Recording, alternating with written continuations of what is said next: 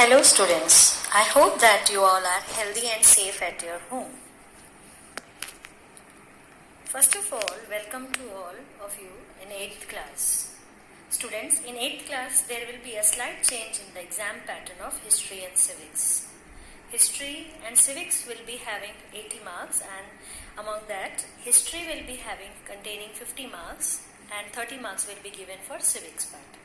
And in history, that 50 marks again will be divided into two parts of 20 and 30, and for that you have to prepare small questions from the text.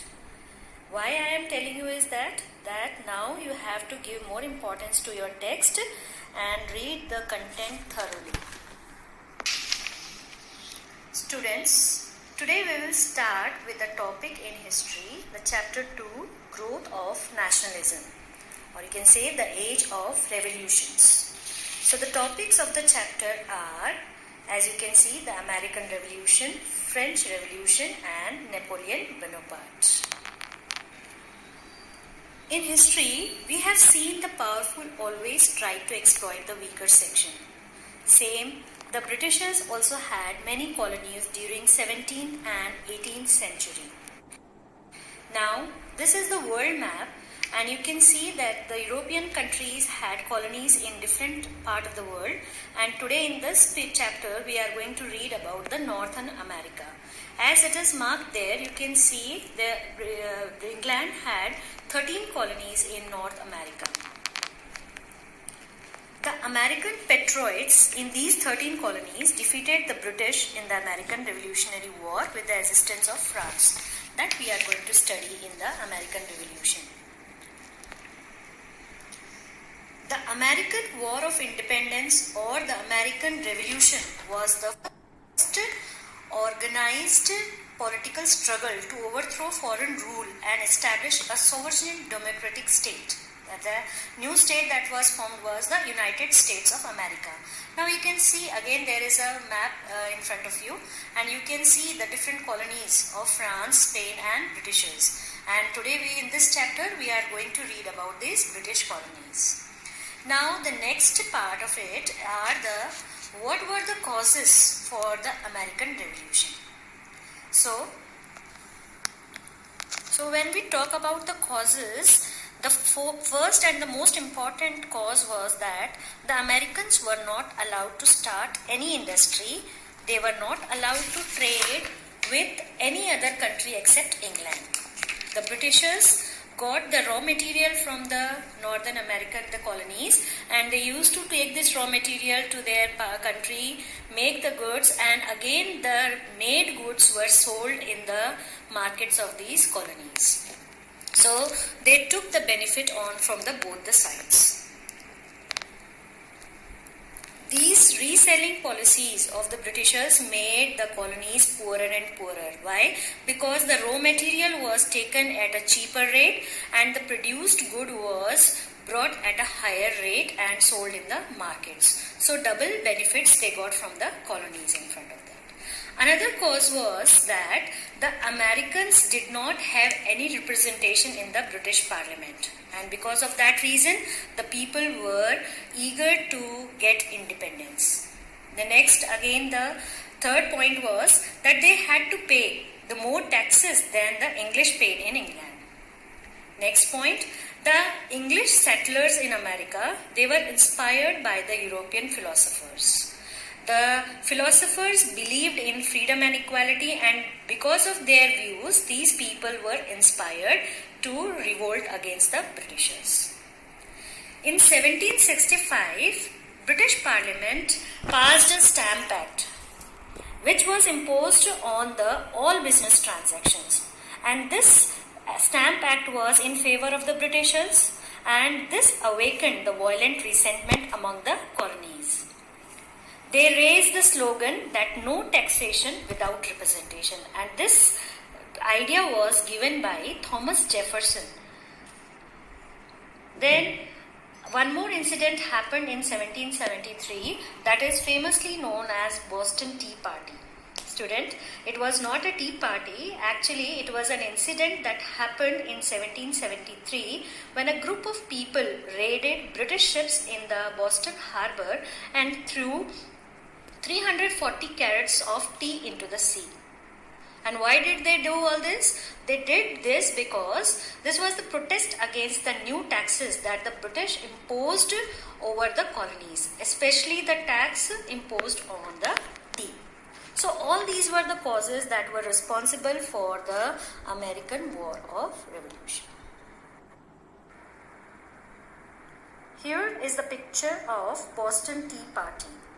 As you can see, the people, they are raided on the ships and they are throwing the tea cartons, and 340 carats of tea were thrown in the sea to oppose the tax. Now all these things happened with the events that were there for the American War of Independence. The events that actually happened was that on 4th July 1776, on 4th July 1776, the representatives of 13 colonies met at Philadelphia and adopted a Declaration of Independence in which they declared their right of independence. And who was the American philosopher who was known as the author of this declaration was Thomas Jefferson. The declaration said that all men are born equal and are given the absolute right to life, liberty and pursuit of happiness. So it said that all people have that right to form their own government, and so they also needed the independence. Now what result happened was that after this declaration of independence, it led to a war between the colonies and the British governments, and the Continental Army was led by George Washington. This war ended in 1783 with the colonies emerging the victorious. So in 1783, the British government and the colonies signed the Treaty of Paris, by which the British recognized the independence of the colonies. A new country named the United States of America was born. In 1787, a new constitution was framed at Philadelphia, and in 1789, George Washington became the first president of the United States of America. Now, there are so many dates which we have studied in this topic. So, I request you all that you write the dates and the incidents happened along with it to learn the whole topic. Now, at the end of the topic, when the United States of America was formed, this revolution became an important landmark in the world history. How? Because it inspired the people of other colonies, including India, to overthrow their colonial masters and showed the path of democracy.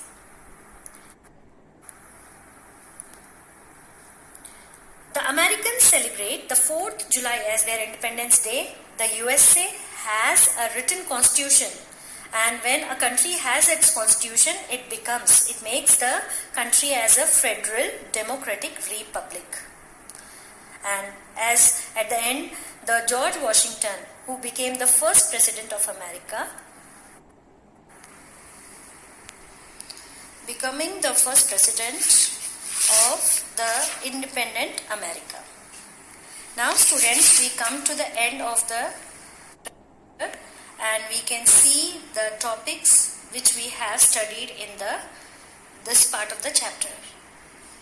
Topic at glance: 13 British colonies and America revolted.